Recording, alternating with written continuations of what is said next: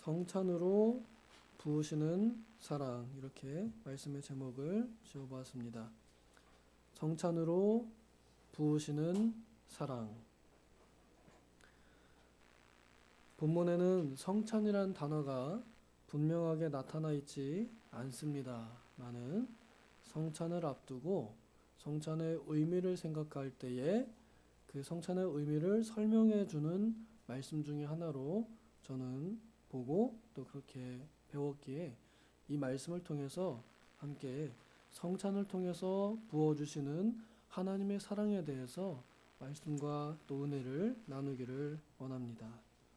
우리는 믿음으로 하나님과 화평을 누리게 되었고, 믿음으로 그리스도께서 우리 안에 계시게 되었고, 그리하여 그리스도로 말미암아 하나님 안에서 즐겁고 행복한 삶이 되었습니다. 이 모든 것이 믿음으로 시작되었습니다. 이 믿음이 아니고서는 우리는 예수님을 주님이라 부를 수 없고, 이 믿음은 오직 성령께서 우리에게 주십니다.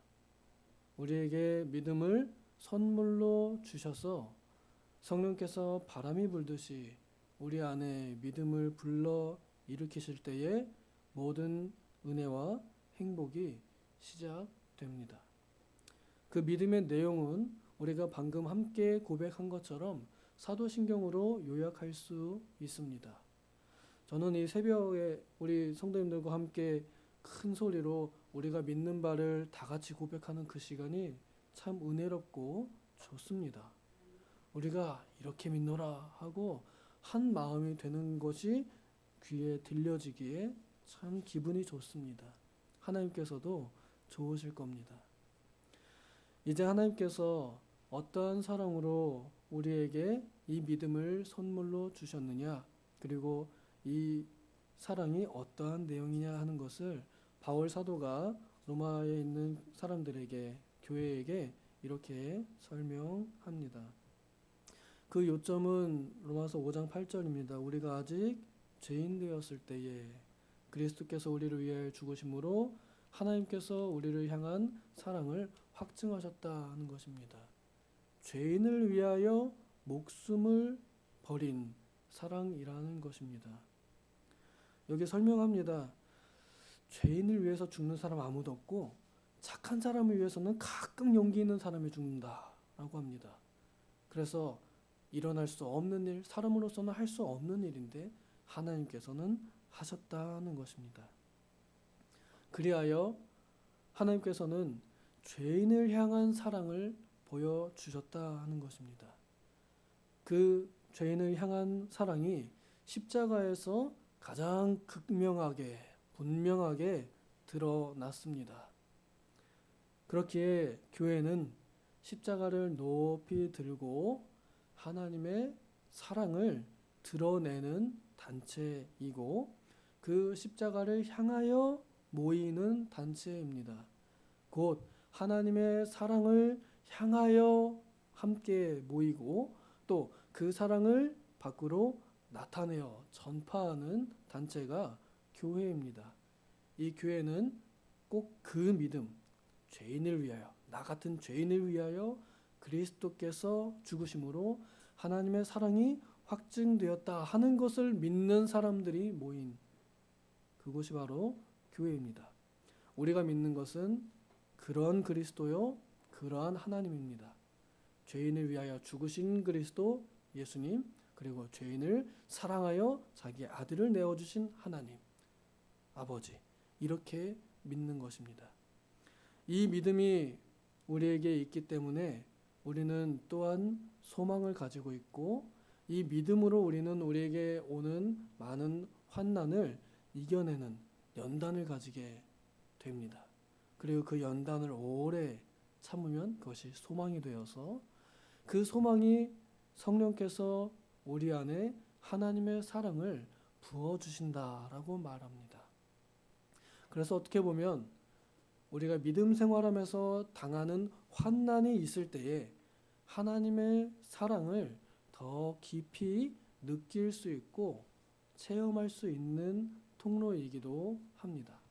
우리 인생에 환난이 없으면 좋겠고 고난이 없으면 좋겠습니다.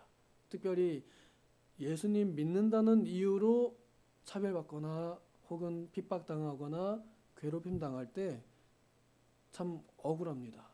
우리가 교회인 것이 사람들에게 비난을 받고 내가 성도인 것이 사람들에게 차별받게 하고 괜히 미워해요. 사람들이 믿는 사람이라 그러면 더 이 눈 치켜뜨면서 잘하는가 보자 하고 조금만 잘못해도 다른 사람들한테는 아무 말 안 하면서 믿는 사람들한테만 특히나 더 네가 그러면 되느냐, 네가 그러고도 교회 다니는 사람이냐, 얼마나 믿는다는 이유 하나만으로 그렇게 괴롭히는지 예수님께서도 이미 당하신 고난입니다. 그런데 그 고난이 없으면 우리 인생이 참 편할 거잖아요. 그렇죠? 근데 그 고생이 있어야 그래야 하나님의 사랑이 더 깊이 부어진다는 역설을 바울 사도는 우리에게 가르쳐 줍니다. 하나님의 사랑이 그렇게 나타났습니다.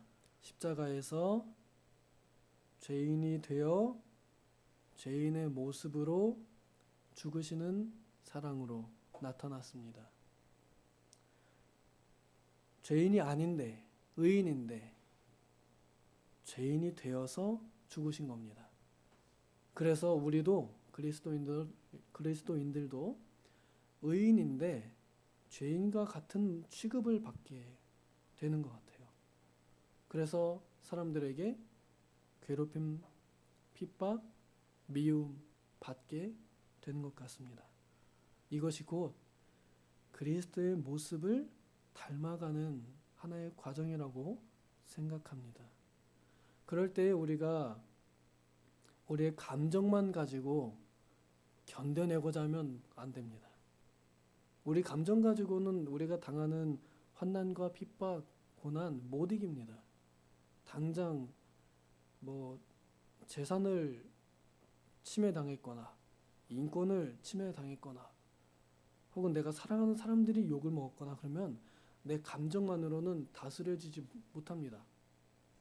믿음을 통하여 성령께서 우리를 감동하실 때에 그때 그리스도의 사랑으로 하나님의 사랑으로 이겨낼 수 있고 참아낼 수 있습니다. 그리스도께서 사랑하심으로 십자가에서 그 아픔을 우리 똑같은 몸이거든요. 그 아픔을 사랑함으로 견디셨던 것처럼 그 사랑과 같은 사랑을 따라가고 그 같은 사랑을 느낄 때에 우리가 참아낼 수 있습니다. 그리고 성찬은 바로 그 사랑을 우리 눈앞에 다시 한번 보여주고 재현하는 눈에 보이는 설교입니다.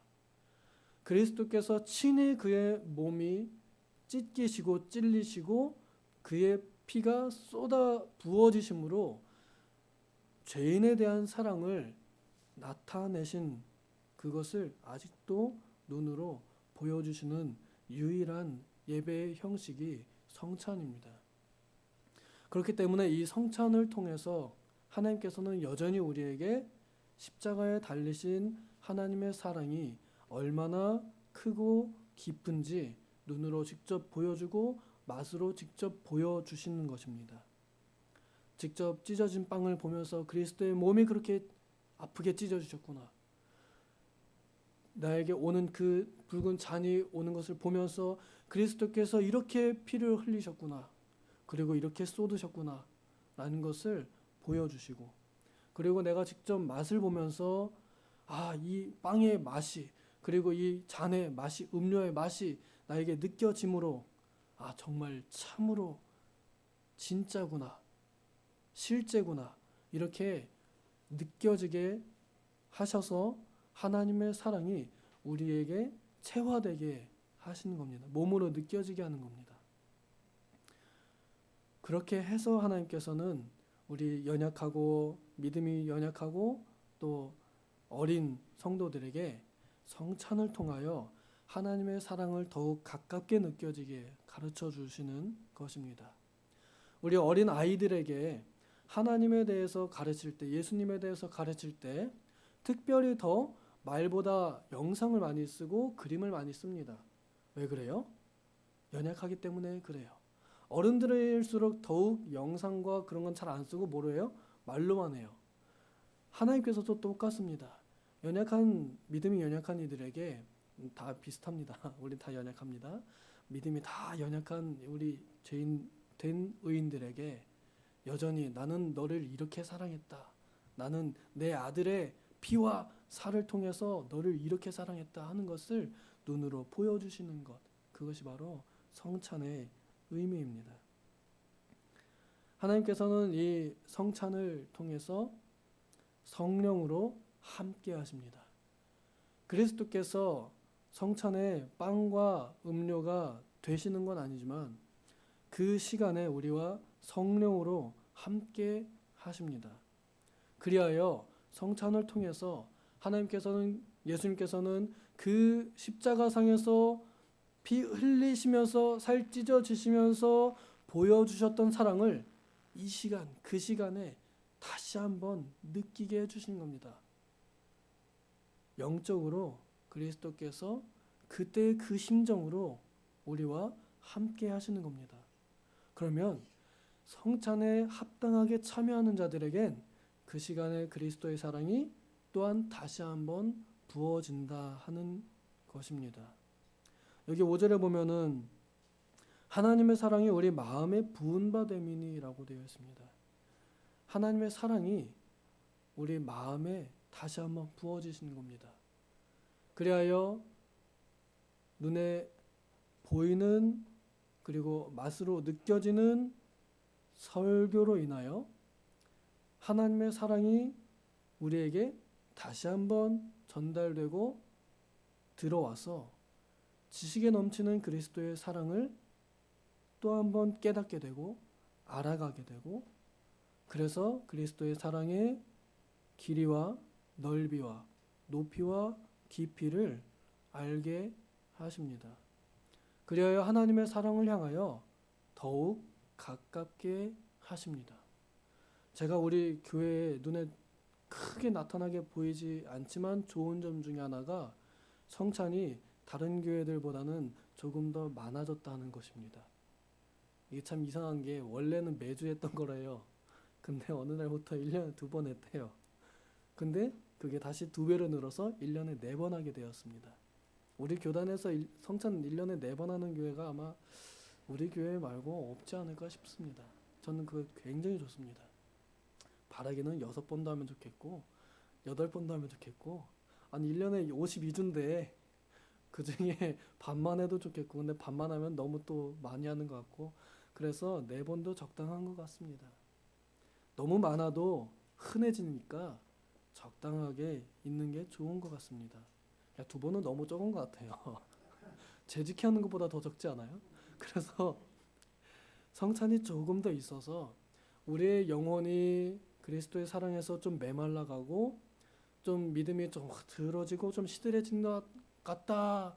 좀 너무 이렇게 습관에 젖어가는 때가 되는 것 같다 할 때쯤 한번 그리스도의 사랑이 확 부어지게 되면 그럼 다시 한번 힘을 얻고 충전되고 다시 한번 깨어나서 다시 그 사랑에 힘입어서 그리스도의 사랑에 강권하여 내가 적극적으로 다시 한번 주님의 사랑을 감사하고 그 사랑에 감격하여 다시 나를 주께 드리는 그러한 예배자로서의 삶을 살게 내 영혼을 환기시키는 기회가 될 것이라 믿고 또한 그렇게 생각합니다.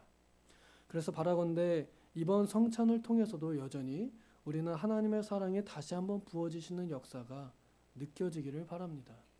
그래서 우리가 지금 비록 공사하느라고 그렇게 좋은 환경에서 성찬이 거행되지는 못하겠지만 조금 불편하고 좀 어색할 수는 있겠지만 그러나 또한 그 중에서도 하나님께서는 반드시 은혜를 베푸실 것을 믿습니다.